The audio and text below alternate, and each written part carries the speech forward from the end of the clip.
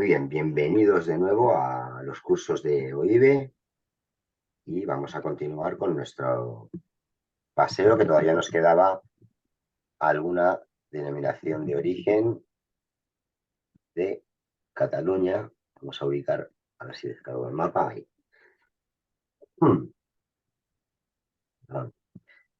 Tengo un catarro importante.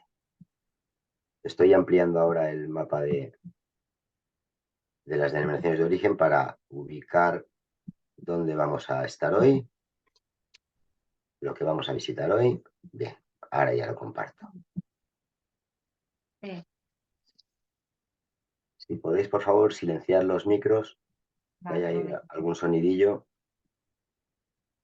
Comparto. Bien, lo tenemos. Seguimos en Cataluña, como decíamos, y a ver, creo que no me han oído, voy a silenciar yo mejor. A ver si puedo. Un momentito, estamos de lunes y eso siempre afecta. A ver. Ahora no me encuentro a mí mismo en la pantalla. A ver, un momento. Ahora silenciar.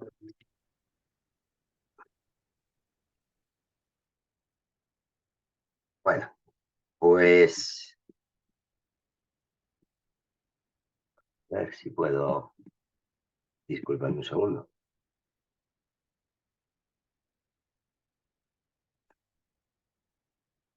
No se va la barra de herramientas y no me deja cerrar la. A ver si se quiere ir. A ver.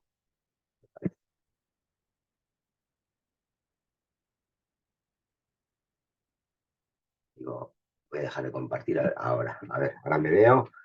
Bien, perdonadme porque mi panel de control está un poquito. Ya estoy compartiendo de nuevo, ¿verdad? Bien. Amplío un poco más. Pues hoy vamos a visitar esas denominaciones de origen más al sur, como son Priorat, Montsant y Terra Alta. Aquí abajo, Terra Alta, ya en la frontera en los límites con Aragón y con la Comunidad Valenciana, por el suroeste de Cataluña. Y luego, pues un poquito más al norte tenemos Priorat y el Montsant, que rodea o bordea la denominación de origen Priorat o Priorato. Bien, pues vamos a empezar con esta última que he mencionado y ahora sí comparto la presentación.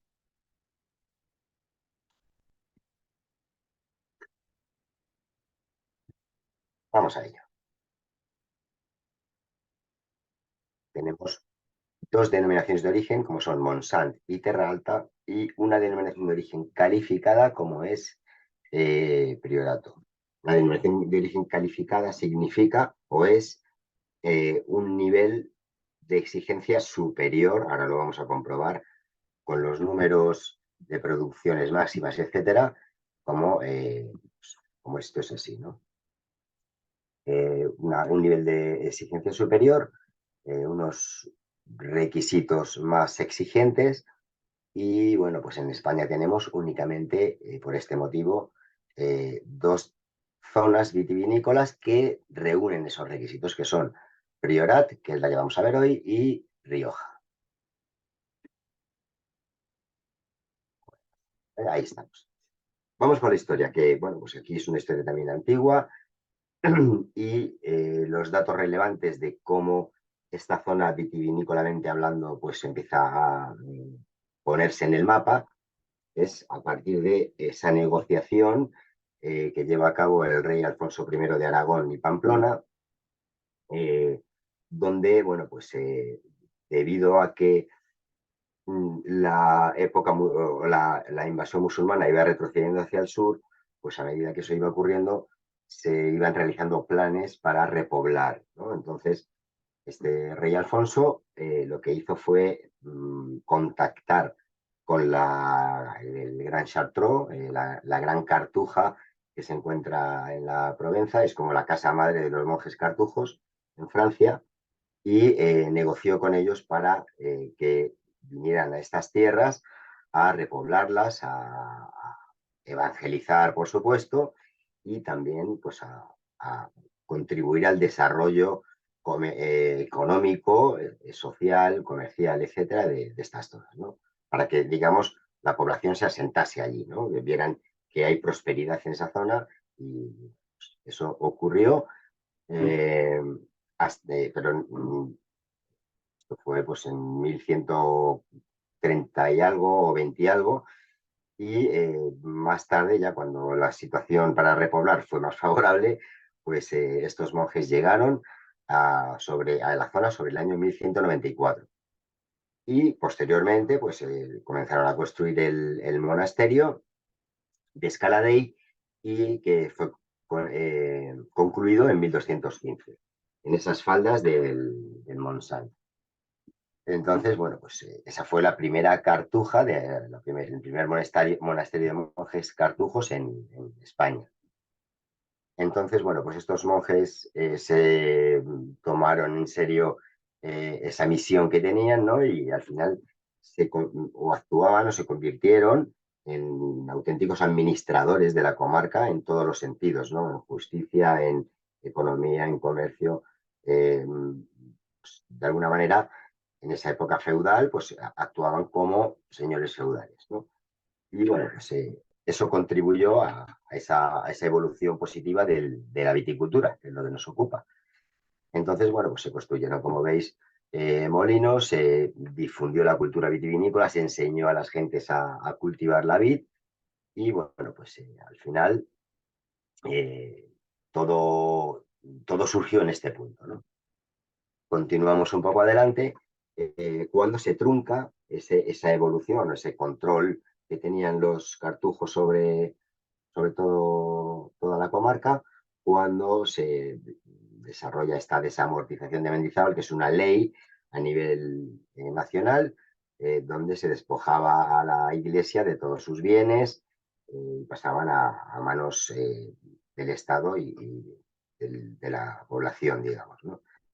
Entonces los monjes fueron privados de todos sus derechos, sus tierras, y abandonaron la zona momentáneamente, luego volverían.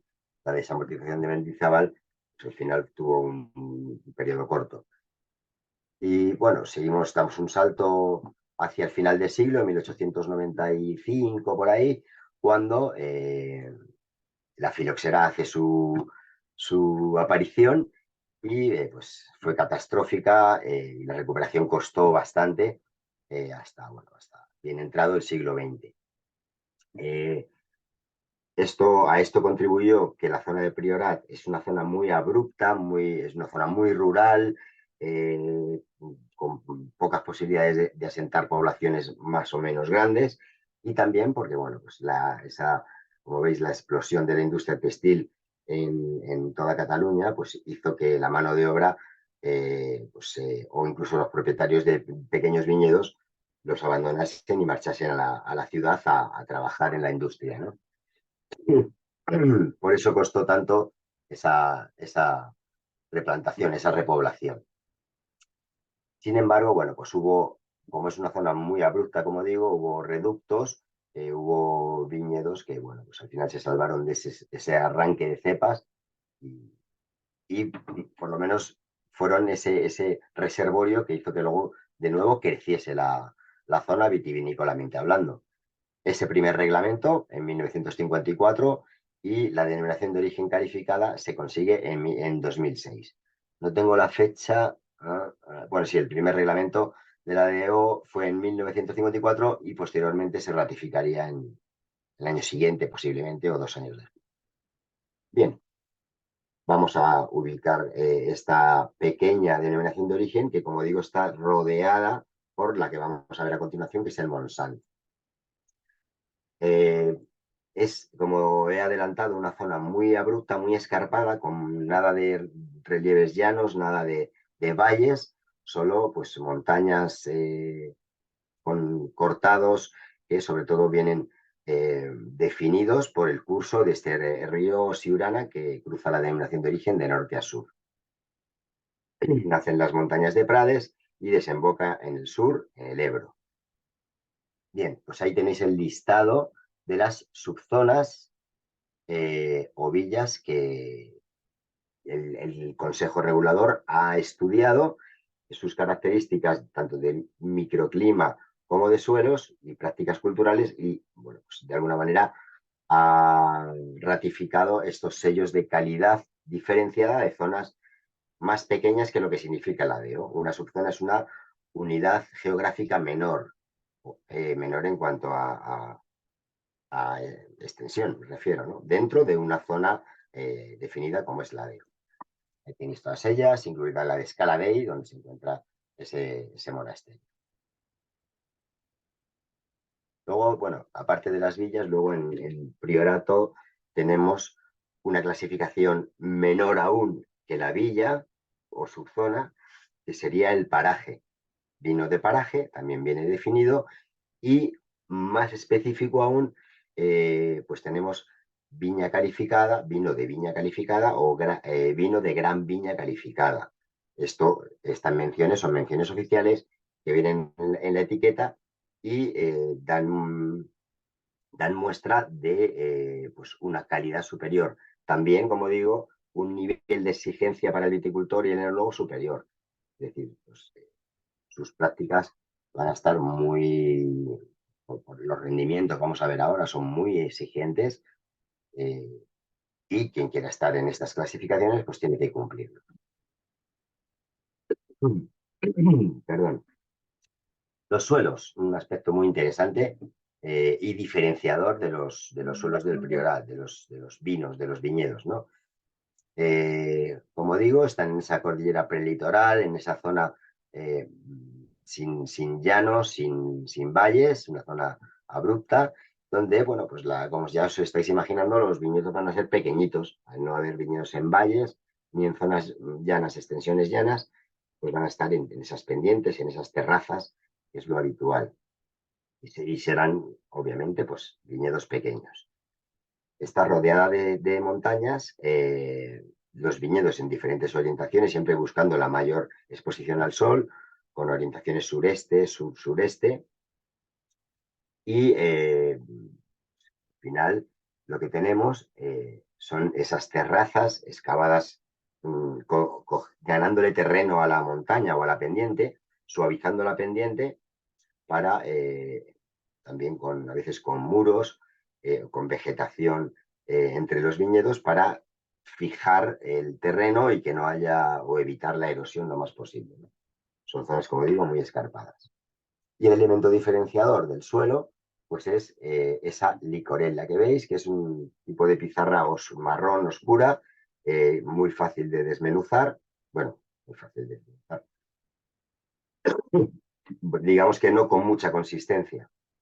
Entonces, bueno, son suelos, como os imagináis, con esa roca madre, esa pizarra en muchas ocasiones aflorando hacia el exterior y como media o por lo general con una profundidad del suelo por el que penetrar la raíz de la vid, pues bastante pequeña, ¿no? Son suelos muy pobres.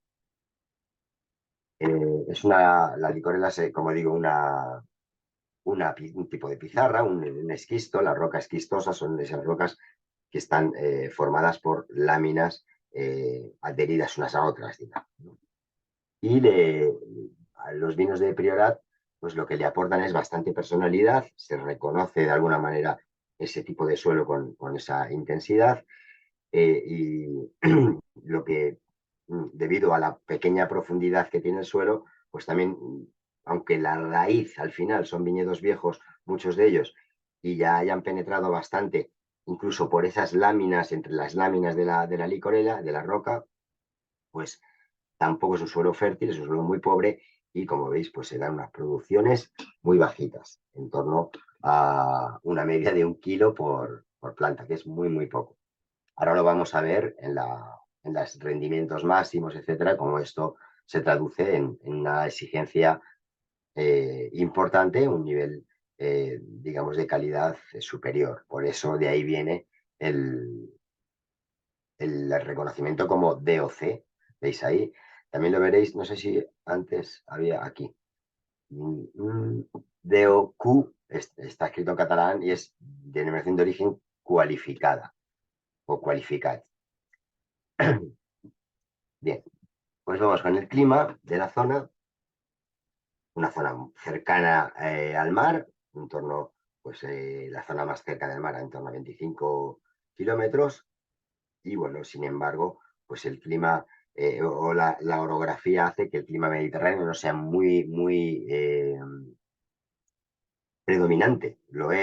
Tiene cierta influencia, pero esas montañas, sobre todo la Sierra del Mollo, que se encuentra al este, pues restringe bastante el efecto de las marinadas, como veis, el efecto de esas vientos frescos y húmedos que afectan o benefician a las zonas más cerca del mar. El Montsant, por el norte, también está protegido por montañas, por toda su orografía, de los vientos fríos que vienen del norte, ¿no? De la zona pirenaica principalmente. Sin embargo, ese famoso cierzo o vientos del noroeste que afectan a Priorat por el noroeste, donde encuentra corredores entre las montañas, es un viento seco, que afecta sobre todo, es conocido en la zona de Aragón. Sin embargo, bueno, ya hemos visto que Priorato está muy cerquita.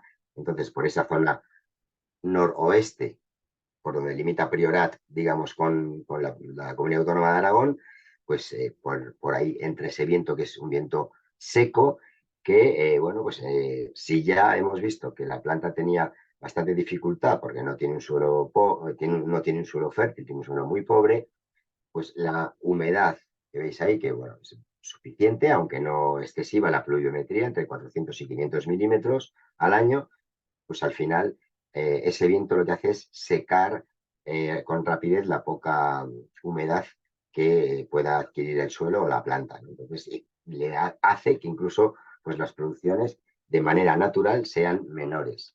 Ya sabemos que la vid, cuanto menos cantidad de uva, cuanto menos peso, la uva que sale va a ser más concentrada y de mayor calidad. Entonces, la planta al final lucha entre esa roca, con el estrés hídrico y acaba consiguiendo los nutrientes y reservas de agua que necesita. Como tenemos los viñedos en altitud, también un efecto climático es ese rasgo de clima continental, no mediterráneo, sino continental, de los contrastes térmicos entre el día y la noche. Entonces, en esas partes elevadas, durante la época de maduración, vamos a tener variaciones bastante amplias y eso va a beneficiar, como bien sabéis, a la correcta y satisfactoria maduración de las uvas. Como veis, unas temperaturas medias de clima templado, entre 14 y 15 grados. Podríamos decir que es un clima mediterráneo con influencia continental. Las prácticas de viticultura. Normalmente hemos estado viendo en las denominaciones de origen que llevamos hasta el momento, en los 3 módulos anteriores, que en cuanto a podas y conducción, pues las plantaciones tradicionales o más antiguas eran en vaso y las más modernas en espaldera. Perdón. Las primeras creciendo, las de vaso, las primeras disminuyendo y las segundas creciendo, es decir, en número me refiero, ¿no? Sin embargo, en Priorato, debido a que la orografía, repito, es tan abrupta y los viñedos son tan pequeñitos, pues al final el cultivo en espaldera no es tan recomendable.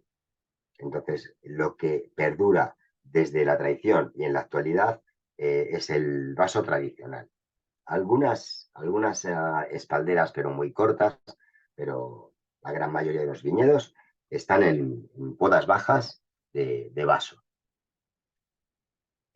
También, como veis, la denominación de origen da pie a que se puedan utilizar otros métodos. Si tenemos la suerte de tener un viñedo un poco más grande, podemos hacer esas espalderas, aunque bajas, que os comento.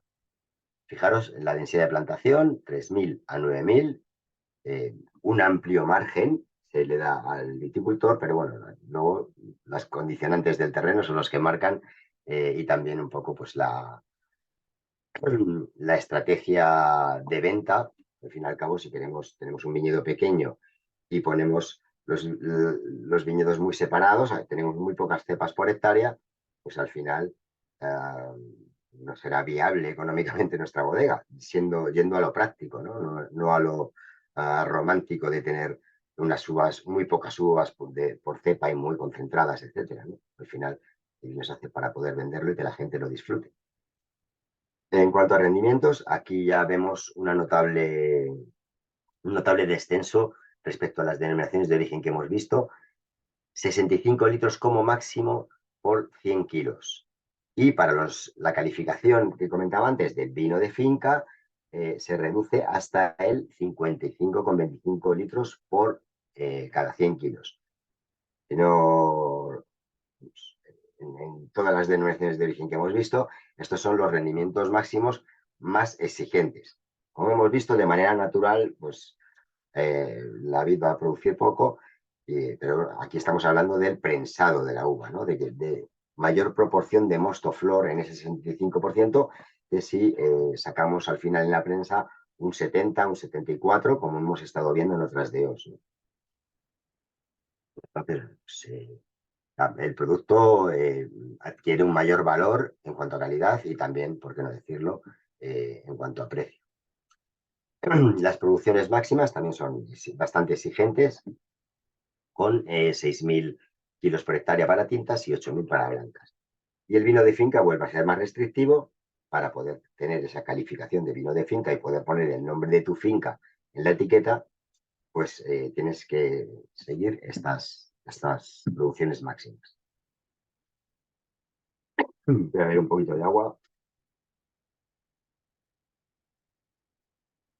Pero mañana estar mejor. Bueno, pues vamos con las variedades de uva. Principalmente estamos hablando de una zona de vinos tintos. Sin embargo, también tenemos pues variedades tradicionales que siempre han estado plantadas.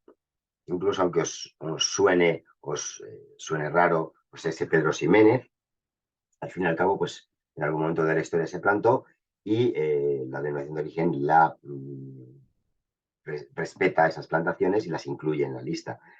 Eso no quiere decir que haya muy poquito, obviamente, de Pedro Ximénez. Tenemos también el Pansal, que es el Sarelo, la variedad Sarelo tradicional en Cataluña. Y en blancas, pues las totalmente dominantes son la garnacha tinta y la mazuela cariñena o sansó. Es como se llama en Cataluña en general. También, como toda Cataluña, tenemos muy buena cultura de garnachas. Tenemos la tinta, la blanca y la garnacha peluda. Luego tenemos, bueno, pues otras variedades también tradicionales, el Huil de Liebre, que es el tempranillo, algunas importadas de Francia, de la vecina Francia, y el Picapol, que es muy tradicional en Cataluña. En cuanto a los vinos, bueno, pues tenemos, ya decía, blancos, rosados, pero sobre todo tintos, con diferentes crianzas. Recordaros que el vino nuevo era el que se hacía, la denominación de origen tiene que marcar la fecha, que normalmente es entre la tercera y la cuarta semana de noviembre, para embotellar y sacar al mercado esos vinos, y el joven antes del 31 de diciembre, se supone. Luego ya, pues roble, crianza, reserva y gran reserva con los tiempos habituales de crianza en barrica y en botella. Y luego, como ya hemos apuntado, pues los vinos de vila o de villa o las subzonas, vamos a decir, los vinos de paraje, que serían dentro de una vila, pues una finca con condiciones especiales, y tenemos esa viña calificada, perdón, clasificada y gran viña clasificada que os comentaba, con mayor nivel de exigencia. El vino de finca, donde es importante, vinos de paraje, vinos de finca, que la vendimia, la elaboración y el embotellado pues corran a cargo de los mismos propietarios, que no sean actividades subcontratadas, sino que sea realmente pues, un producto enmarcado dentro de lo artesanal, vamos a decir. Y en las subzonas, pues tenemos, bueno, en Os puedo pasar si alguien está interesado o directamente os descargáis el pliego de condiciones donde hay un link que os va a poner todos los nombres de los vinos de paraje, todos los nombres de las subzonas, de los vinos de finca, etc. Si estáis interesados en profundizar en esta DO, pues en el pliego de condiciones tendréis ese link y ese listado completo de todos los vinos de paraje. Luego, pues como hemos visto en otras DOs catalanas, es muy tradicional el vino rancio. En este caso, cada DO va a marcar un poco las condiciones para llamar vino rancio. En este caso de Priorat, puede ser blanco o puede ser tinto y la crianza será al menos de 5 años de modo oxidativo, es decir, con presencia de oxígeno. Pues normalmente se realiza en barricas de roble. En este caso, el vino rancio no lleva alcohol añadido y se puede utilizar el procedimiento de sol y serena, que lo explicamos el otro día, pero bueno, rápidamente os recuerdo, refresco un poco, era después de fermentado el vino, de elaborado, se introduce en damajuanas de cristal de 20, 30 hasta 60 litros y se deja oxidar controladamente el vino, pues eso, a la luz del sol y a la luz de la luna, ¿no? Y antes hemos comentado en el previo algo sobre las fases lunares. En el previo que, bueno, no se estaba grabando, era un comentario fuera del contenido de la clase. Entonces, bueno, pues esos son los vinos rancios muy tradicionales de toda Cataluña y, por supuesto, en Priorat.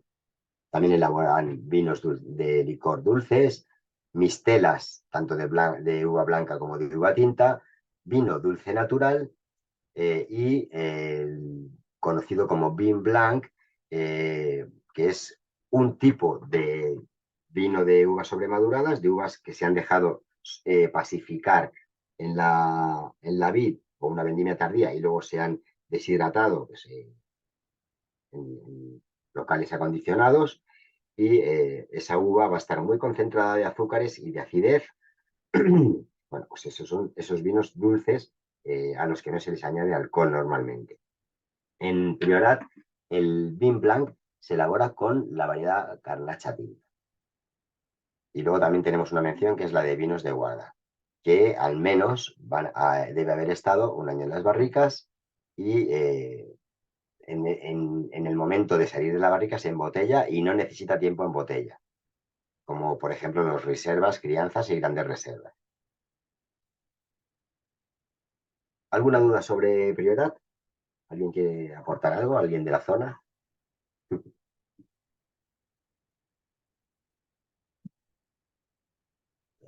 Pues si acaso habéis comentado algo. Creo que no que no ha puesto el nombre. Bueno, pues ponlo. Ya lo has puesto. Isabel. A ver, no veo preguntas de momento. Está todo claro. Menos mi garganta. Mi garganta está todo claro. Bueno. Pasamos a Monsanto. Bien, Monsanto, esa denominación de origen que rodea o que envuelve a Priorat, pues va a tener, obviamente, condiciones muy similares, ¿no? Esas montañas que circundaban también a Priorat, pues van a ser las que de alguna manera marquen el clima y el suelo de esta denominación de origen un poco más grande o bastante más grande, que es Monsanto. En cuanto a la historia de los orígenes, pues muy similares, aunque bueno, aquí tenemos algún dato de épocas anteriores. En Priorato hemos empezado con ese hito histórico de la llegada de los cartujos a la zona. Y aquí, bueno, pues tenemos vestigios romanos en el pueblo de Marsá, donde, bueno, se han encontrado ánforas y otros elementos que, bueno, pues debido a la cercanía de la provincia de Tarraco y el puerto de Tarraco, desde el que tenían salida al Mediterráneo para comerciar con los productos que conseguían en Hispania, bueno, pues eso hizo que el Monsanto también tuviera ese momento de auge en esa época romana. Durante la Reconquista, pues muy similar la influencia en Montsant que de la abadía de Cartuja de Scaradei, al igual que en Priorat, pero en Montsant, o sea, al final, como he dicho antes, pues actuaban como auténticos señores feudales y controlaban no solo el área del Priorat, sino mucho más extenso en el exterior del Priorat, donde se encuentra Montsant. Lo hemos visto en el mapa. Entonces, bueno, pues la repoblación comienza un poquito más tarde porque Siurana es el pueblo, el último pueblo en ser reconquistado en 1153 y bueno, pues al final comienza esa repoblación a través de sus monjes, que como hemos dicho, pues llegaron más tarde, en el 1194 y construyeron el monasterio en 1215. La filoxera llegó al mismo tiempo que en Priorat, incluso un poco antes, y la reacción fue más positiva, ya que en lugar de muchos migraron también a la ciudad, obviamente, ¿no? Pero los que se quedaron, los viticultores que se quedaron para mantener sus cultivos, pues se agruparon en cooperativas y bueno, pues esto hizo que Montsant resurgiera mucho antes que Priorat de la filoxera. Comienzos del siglo XX, la producción de vino no tiene gran salida como la tenía en la época romana. Parece controvertido, pero es así. Y el vino no era muy apreciado fuera de la comarca, fuera de la región. Entonces se centraban en consumo local y sobre todo lo que salía en graneles. Entonces, bueno, pues ya sabéis, se buscaban mucha producción y no importaba tanto la calidad. Eso luego fue cambiando, se fueron dando cuenta de que bueno, había que tecnificar los métodos, había que restringir los rendimientos y bueno, pues comenzaron con arrancar variedades que son muy productivas, como la cariñena. Lo único, bueno, la cariñena al final pues tiene gran calidad enológica y por suerte se salvaron algunos viñedos que bueno, o sea, perduran su legado o sus esquejes y algunas plantas más que centenarias perduran en la zona y bueno, pues esa cariñena al final se ha convertido en una de las variedades estrella de Montsant. La denominación de origen Montsant se hace oficial en el nuevo milenio, en 2001. Ahí tenéis el área geográfica. El área geográfica de la DO, formando un anillo que envuelve, en su interior está la DO Priorat, por cierto. Esta zona se compone de 16 pueblecitos de Tarragona y se encuentra rodeada a su vez por cadenas montañosas, sobre todo al norte y a ambos flancos, al oeste y al este. Esas montañas que decía que evitaban en Priorat y también en Montsant esa influencia tan fuerte de los vientos fríos del norte. Lo que tenemos aquí son orientaciones también al sur-sureste para buscar evitar esos sombreados de unas montañas sobre otras y bueno, pues, los relieves son algo más suaves que en Priorat, eso sí, y bueno, sobre todo en la zona sur, porque la zona sur está abierta al Valle del Ebro. Ahí, por la zona sur de la DO pasa el Ebro para desembocar en el Mediterráneo y eso hace que la parte sur de esta DO digamos que tiene unos relieves más suaves obviamente y una climatología también marcada por esa diferente altitud de orientación un poco más al sur. Sin embargo, al norte pues tenemos esos montes que al final son los que marcan un poco la climatología. También la marcan los dos ríos, el río Siurana, que también por supuesto atraviesa Montsant, y el río Montsant, que le da nombre también. En cuanto a los suelos, bueno, pues aquí aparte de la licorella, que también teníamos o licorella, lo he dicho en italiano, licorella, la licorella, aparte de esa pizarra, pues tenemos otros tipos de suelos marcados precisamente por esos cursos fluviales del Siurana y el Montsant, que lo que hacen es dejar depósitos sedimentarios y rocas, piedras erosionadas, gravillas, arenas y sobre todo de composición caliza, composición calcárea. También en esos márgenes vamos a tener zonas arcillosas que compactan un poco esas piedrecitas, esas piedras de mayor o menor tamaño. Luego tenemos en la zona de Falset esos suelos más pobres con una composición de granito. Y, por supuesto, la licorela también hace aparición en esta zona, sobre todo en la parte más al norte, y también va a marcar un poco la personalidad de los vinos del Monsant, al igual que lo hace, como hemos dicho, en Priorat, con esa mineralidad, esa intensidad mayor de color del vino y mayor concentración por la pobreza en nutrientes que tienen estos suelos. Como veis abajo, no sé cómo estará la situación, pero está solicitada esa inclusión dentro de la lista de Patrimonio Mundial de la UNESCO por la belleza del paisaje y por, bueno, pues ese carácter salvaje, un poco abrupto de este territorio, ¿no? Los viñedos, como veis, los tenemos a 50 metros de altitud en la parte sur, en esa parte de la depresión del Ebro, y en la parte norte, en esas zonas más altas de las montañas, en laderas de hasta 700 metros. El clima, bueno, pues Priorat está mucho más encajada, digamos, en esos sistemas montañosos, sobre todo la cadena preditoral, y Montsant, al ser algo más amplia y más abierta al valle del Ebro, pues tiene mayor influencia mediterránea, por lo cual se puede definir el clima como clima mediterráneo, pero también, como veíamos en Priorat, con influencia del interior, influencia continental. Por un lado, esa cercanía al mar y también al río Ebro lo que hacen es un efecto termorregulador, es decir, hacen ese rasgo típico de clima mediterráneo de veranos no muy cálidos, veranos suaves e inviernos también no muy fríos, sino un poco más suaves. Ese es el perfil mediterráneo de este clima.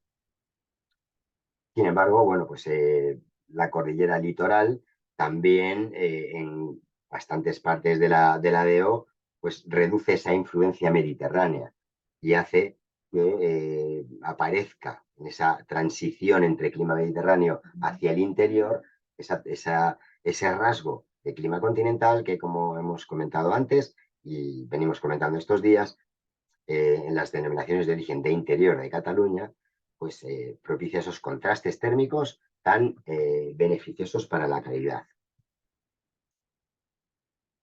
La lluvia sobre todo se concentra en vendimia y en brotación, ¿vale? Entonces, bueno, pues siempre que no sean lluvias,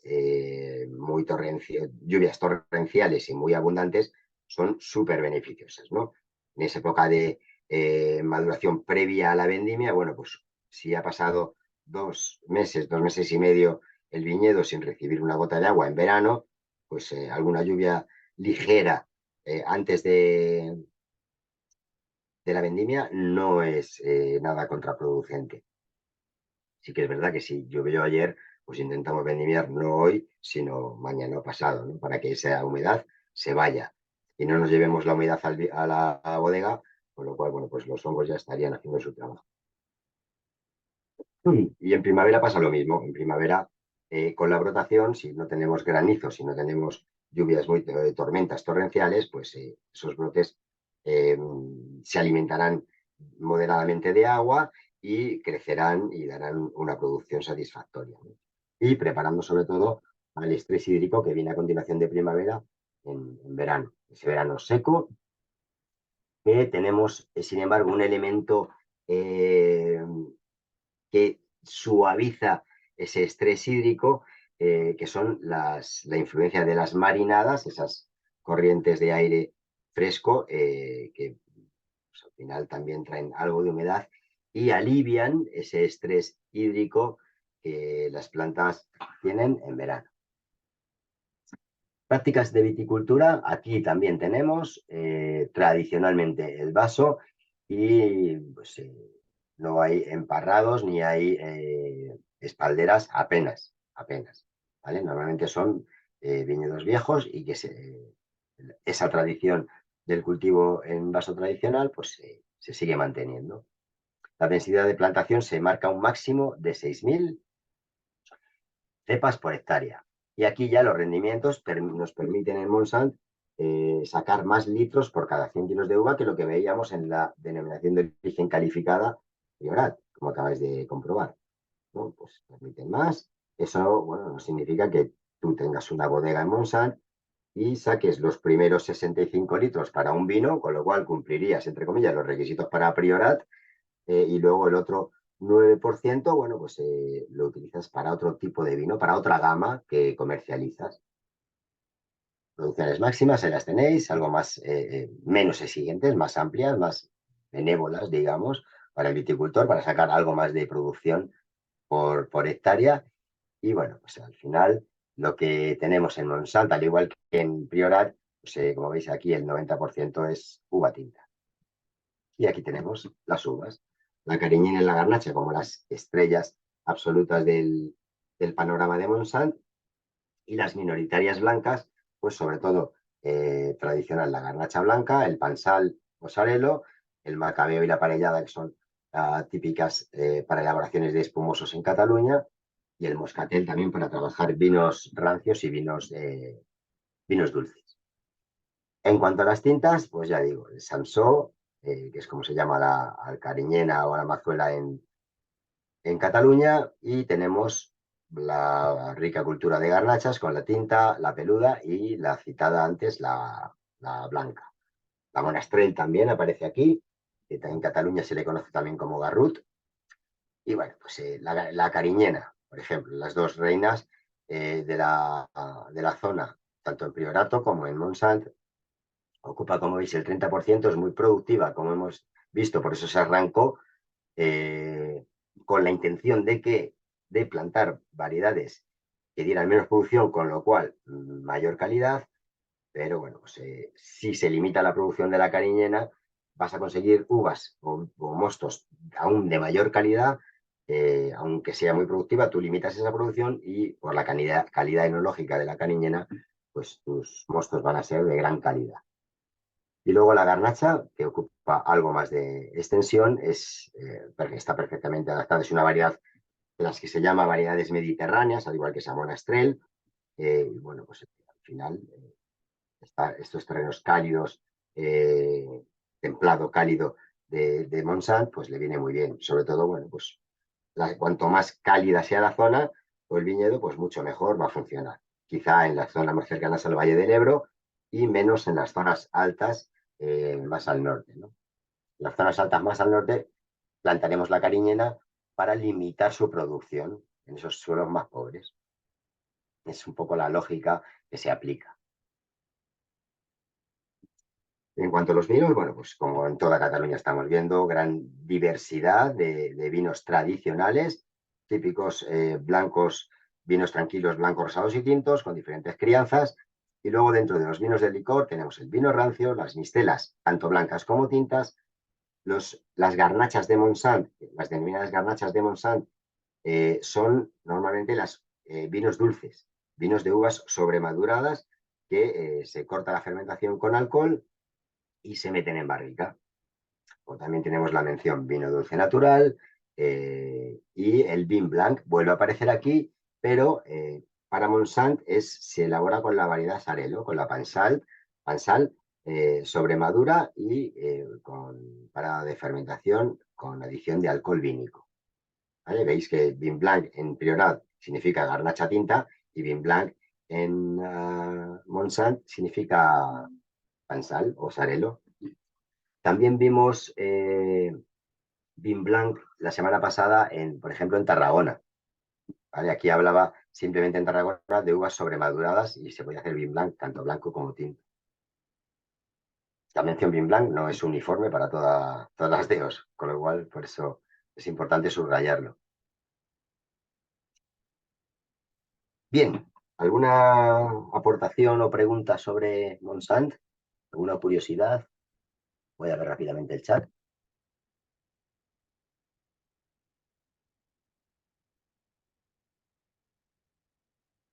Ya, pues no hay nada.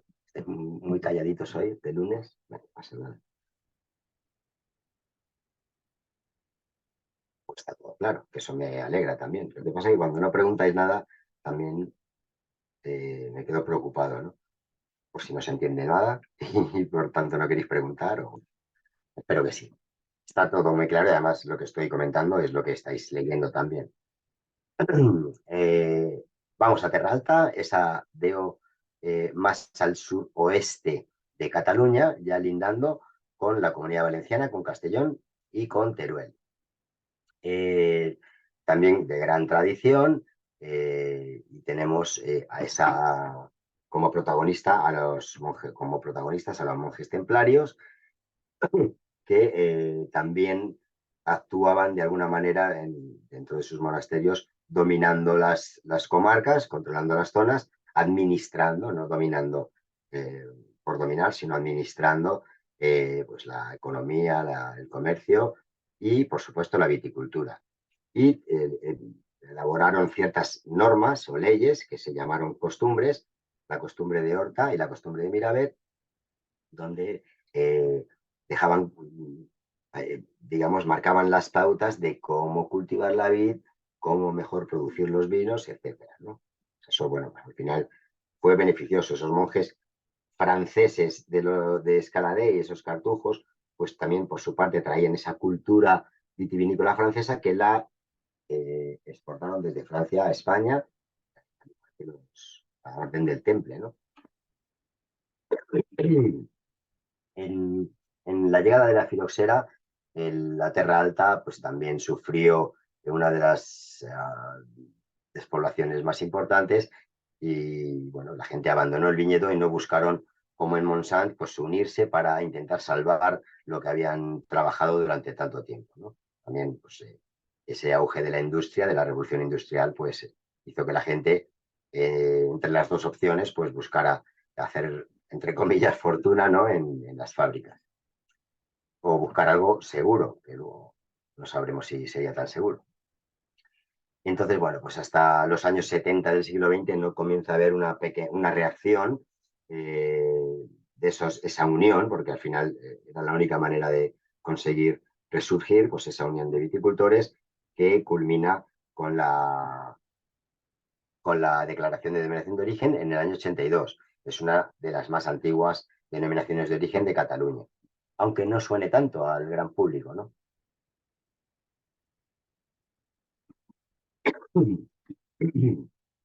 Aquí estamos con 12 pueblecitos al sur de Tarragona, como hemos dicho, ya lindando con Teruel y con Castellón.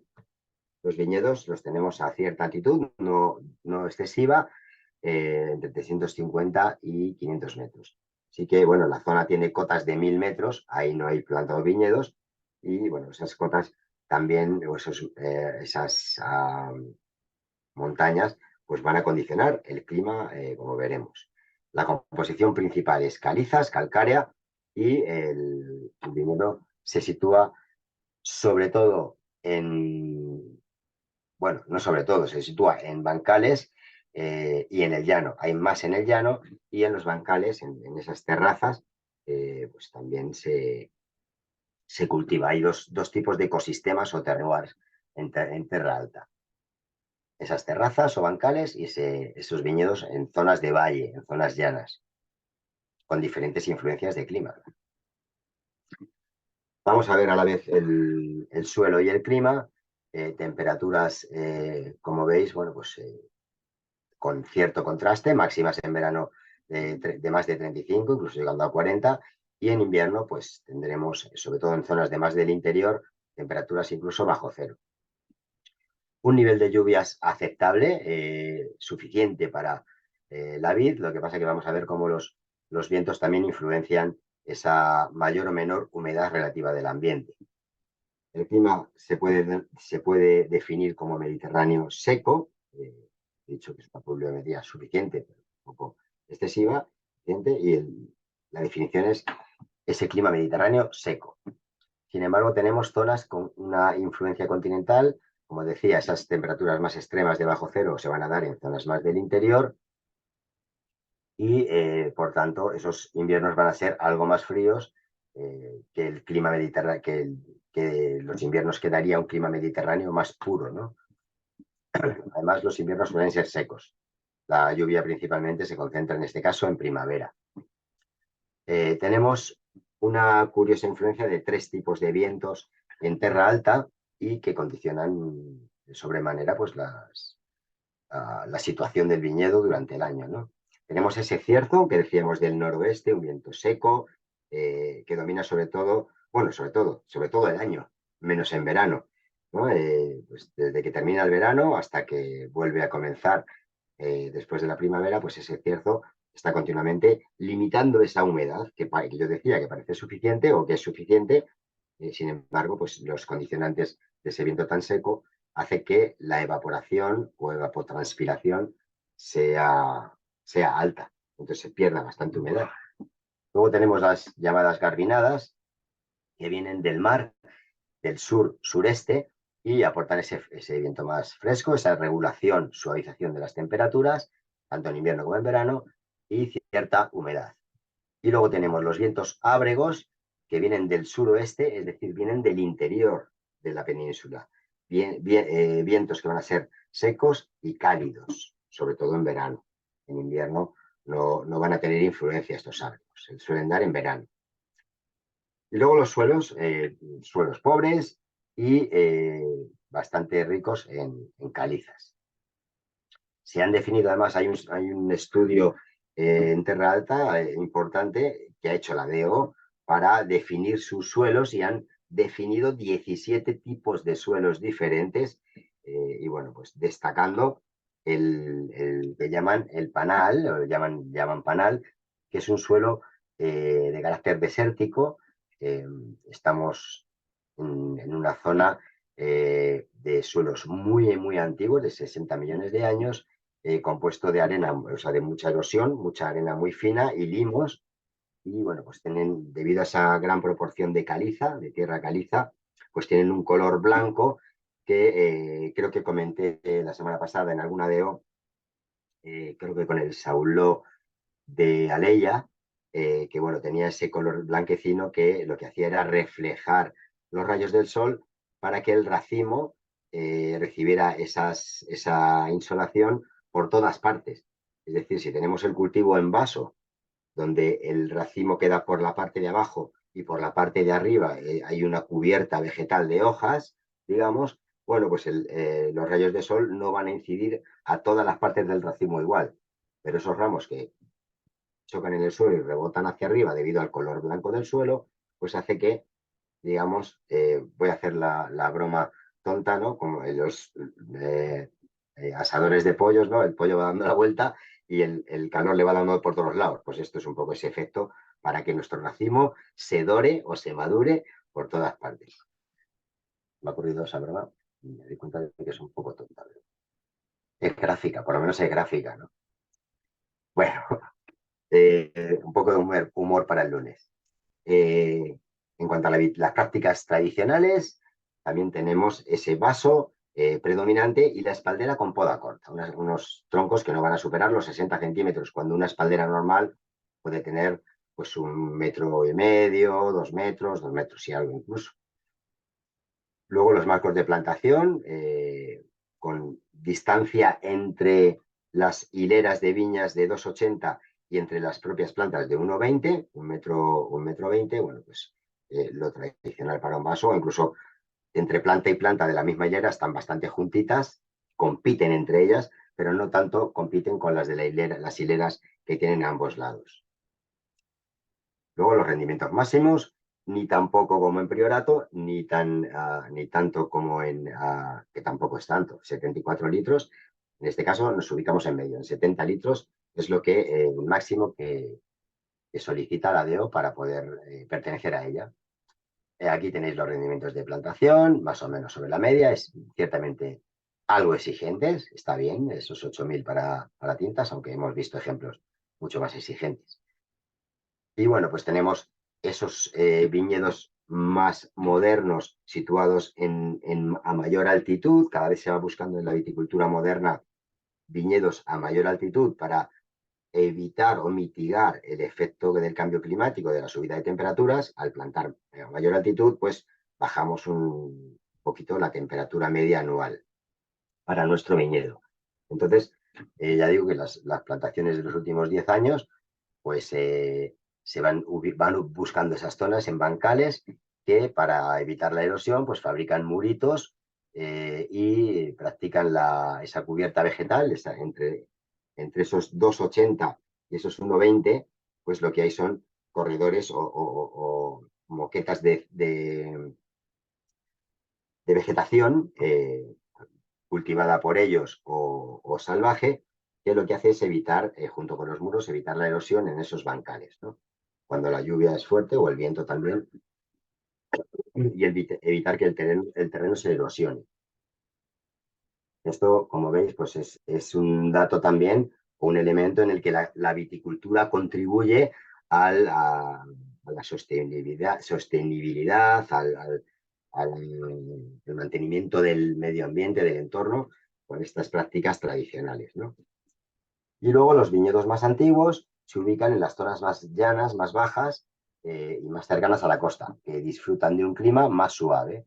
Las zonas más altas van a tener una influencia más continental y las zonas o los viñedos plantados en llano una influencia más mediterránea. Las variedades de uva, las garnachas siempre, como en toda Cataluña, predominan, la blanca, la tinta, la peluda y, por supuesto, el sansó.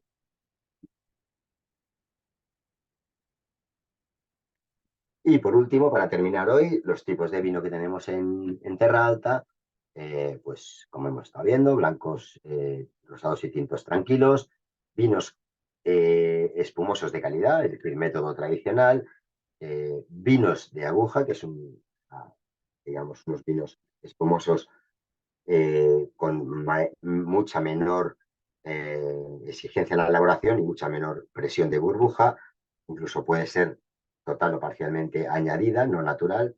Y luego, pues los tradicionales vinos rancios, que en este caso la DEO Terra Alta establece que se pueden elaborar con macabeo, garnacha blanca para rancios blancos y con la garnacha tinta. Se utilizará la técnica de crianza oxidativa de sol y serena para hacer esa oxidación controlada del vino. Y posteriormente se suele realizar un envejecimiento en barrica de roble después de ese periodo de sol y serena, donde ya hemos oxidado algo el vino y ya pues lo hemos oxidado, pero en sol y serena es una oxidación a través de la luz, no es una oxidación a través del oxígeno, porque son damajuanas cerradas. Sin embargo, luego lo sacamos de la damajuana, habiendo recibido esa crianza o esa oxidación al sol y serena, se introduce en barricas donde ya sí va a ser propiamente una crianza oxidativa en presencia de oxígeno, que al menos tiene que ser de 3 años en esas barricas.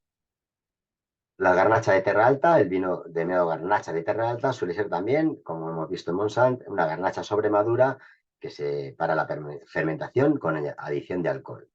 Mistelas, como en todo el Mediterráneo y por supuesto en toda Cataluña, donde se utiliza el mosto flor, esas primeras prensas, esos primeros empujes de la prensa, primeros mostos que salen de mayor calidad, pues con eso se elaboran las mistelas. Y la mención de vinos dulces naturales con uvas sobremaduradas, que hemos estado viendo en toda Cataluña. Muy bien, pues espero que este puente hayáis disfrutado de un consumo responsable y de calidad. Y cuando hagáis alguna publicación en esas terrazas, en esos lugares donde tomáis vuestros vinos, si os apetece poner alguno de nuestros hashtags, pues aquí los tenéis a disposición. A ver, cerramos. Y no sé si alguien quiere comentar alguna cosa. Voy a ver el chat, por si acaso.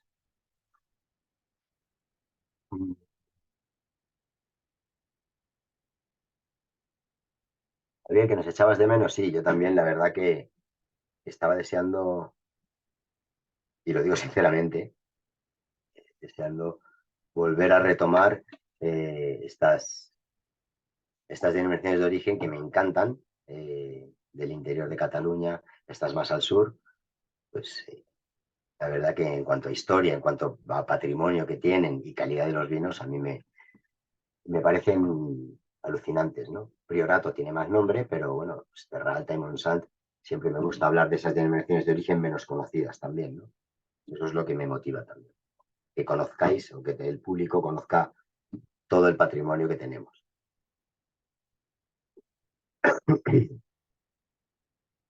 A ver, si hay algo más.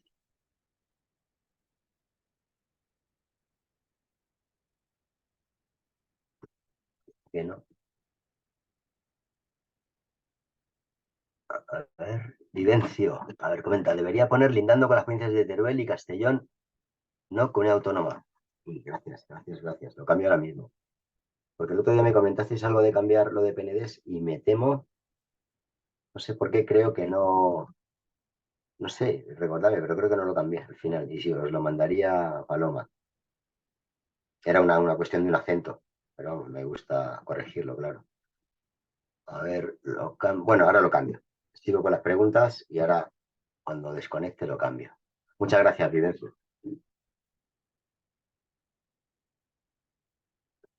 Un lapsus. A ver, Sergio, ya que quieres preguntas, sí, claro, me gusta que participéis. ¿Qué nos dice a los consumidores DOC versus DO versus IGP cuando vamos a comprar? Algo que podemos entender los más novatos. Pues precisamente, hombre, si vamos a comprar vino y no sabemos qué significa DO o IGP o DOC, que es parte del público no lo tiene por qué saber, pues poco te va a decir. Eh, por eso, cuando vamos a comprar, siempre os digo que vayáis a tiendas especializadas, ¿no? Donde siempre va a haber un profesional, un sumiller o varios sumilleres que van a poder resolver esas dudas, ¿no? Pues, oye, ¿qué significa DOC? Esto de DOC Priorat, ¿qué significa? Rápidamente, en un minuto, te van a hacer un resumen de lo que es una DO, una IGP y una DOC y te lo podrán, y te quedará mucho más claro, ¿no? Sí que es verdad que si no sabemos lo que significa DO, porque a veces si pone denominación de origen, pues lo entiendes, ¿no? Porque entiendes el lenguaje y sabes lo que significa, ¿no? Es una zona pues especial para los vinos. Denominación de origen está como de alguna manera puntuada dentro de un nivel de calidad del mercado, ¿no? Pero claro, si nos metemos en IGP o DOC, pues a lo mejor no todo el mundo tiene por qué saberlo, ¿no? O incluso si pone DO.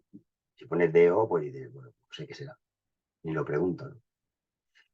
Es ese, si vamos a ciegas a comprar, incluso yo que entiendo estos conceptos y conozco de vinos, pues prefiero ir a tiendas especializadas a comprar porque siempre me van a asesorar mejor y tal, ¿no? En un lineal de una gran superficie, pues es muy posible que la persona que esté reponiendo en ese sector sepa lo mismo que tú sobre una IGP o lo que es una IGP, una DO o una DOC. Bueno, pero ya vosotros eso lo tenéis claro. No eres tan novato, Sergio. Muchas gracias por la pregunta. Y sí, sí, os animo a participar, por supuesto. Sobre todo los lunes, que estáis así más calladitos, más tranquilos. Bueno, pues Una pregunta, Israel. por favor, dime. Sí, mira, es que creo recordar, pero ya me confundo. No sé si en qué curso comentaste que, o me pareció entender, es que no recuerdo, por eso la pregunta. No sé si iban a exigir desde la Comunidad Europea que se pusieran las variedades de vid utilizadas, o eso, o me lo he imaginado yo. En las denominaciones de origen a nivel Sí. europeo iban a exigir que se marcaran en la botella las variedades de uva utilizadas. ¿Es así o no? ¿O esto es, me lo he imaginado yo? Vamos, no, no lo sé, yo no recuerdo haberlo dicho. Vale, pues Puede ha sido ser, puede una ser que imaginación. hablásemos de repente que en los vinos del Nuevo Mundo sí priorizan poner la variedad de uva y en Europa, Italia, Portugal, España, Alemania, Francia, etcétera, no le damos tanta importancia y lo que sí es obligatorio si perteneces a una DO, pues poner el nombre de la DO a la que perteneces y no hay obligatoriedad de la variedad de uva. podría ir por ahí o, o no sé. Quizá, sí. Sí, O cuando quizá hablamos yo del ya etiquetado, que hablamos de la nueva normativa que tiene que cumplirse a final de este año sobre las e-label, las etiquetas, los QR, los códigos QR, que sí que hay una normativa en curso para obligar a las bodegas a aportar valor nutricional de los vinos. Eso sí lo dije, creo, el otro día. Que alguien ya. dijo, no sé si fue África o alguien comentó que algunas bodegas ya la están llevando a cabo. Bueno, pues claro, pues están adelantando un poco a la situación pues para ya tenerlo hecho y tal. Hay bodegas que ya lo tendrán en curso, pero hay obligatoriedad de ello. Se supone que en diciembre, a final de diciembre de este año, pero no sé si van a llegar. Mm. Puede que fuera por ahí, pero yo no tengo noticia de que vayan a obligar a poner la variedad de uva. Sí, es probable que fuera por ahí. Y una pregunta es tuya a nivel personal. ¿Tú no consideras Sí, que sería interesante hacerlo?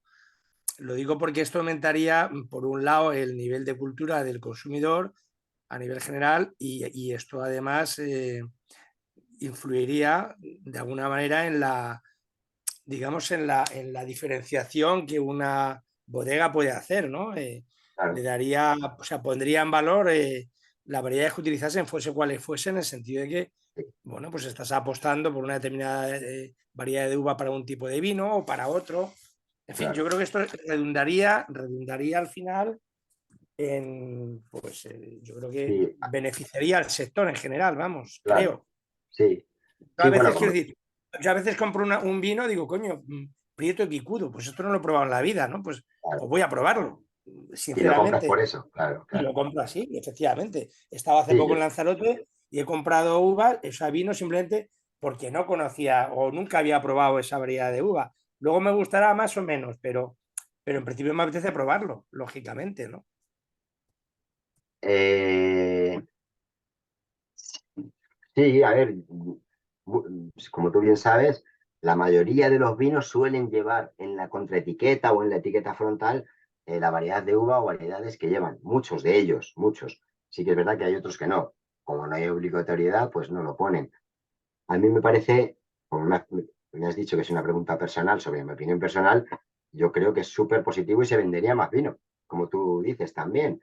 Aunque mi variedad no sea Tempranillo ni Verdejo, que son las más conocidas, o Garnacha, sí, precisamente, por ejemplo, yo estos días he estado por la zona de Cantabria y he ido por los sitios preguntando por las variedades autóctonas, porque como soy un curioso del vino, quiero probar ese albarín negro, ese castañal, pues esas variedades que se cultivan allí y no en otro lugar, ¿no? Entonces, coger una botella y poder ver que es la variedad que busco, pues ya hace que la decisión de compra esté hecha.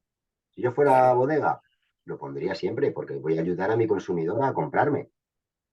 Y porque cultivo esa variedad, porque creo en ella, porque la amo y si no tendría otra. Entonces, como la doy valor, pues lo pongo en la etiqueta. Claro, sí, yo estoy de acuerdo contigo. Yo lo veo muy positivo y le vendría bien a las bodegas para vender más. Claro, yo creo que sí, vendría más en este momento que hay una situación un poquito difícil, ¿no? Ujú, claro, claro. Pero como no hay obligatoriedad, pues hay quien lo pone y hay quien no. Pero que yo sepa, de momento no hay nada en marcha para obligar a hacerlo. Ujú. Muchas gracias por tu pregunta. A ti por Bueno, la pues respuesta. ya nos hemos, ya nos hemos pasado un rato, son y 9 minutos, así que no os robo más tiempo. Muchísimas gracias por la asistencia, por el tiempo extra también. Los que se hayan ido, pues luego lo verán en la grabación. Y mañana continuamos. Mañana, ay, por cierto, iba a decir, mañana reviso el chat en profundidad, pero también tengo que revisar el de la semana pasada, que no, el del jueves, perdón, el del miércoles, que no, al principio de clase no lo hemos visto. Así que mañana comenzamos con eso.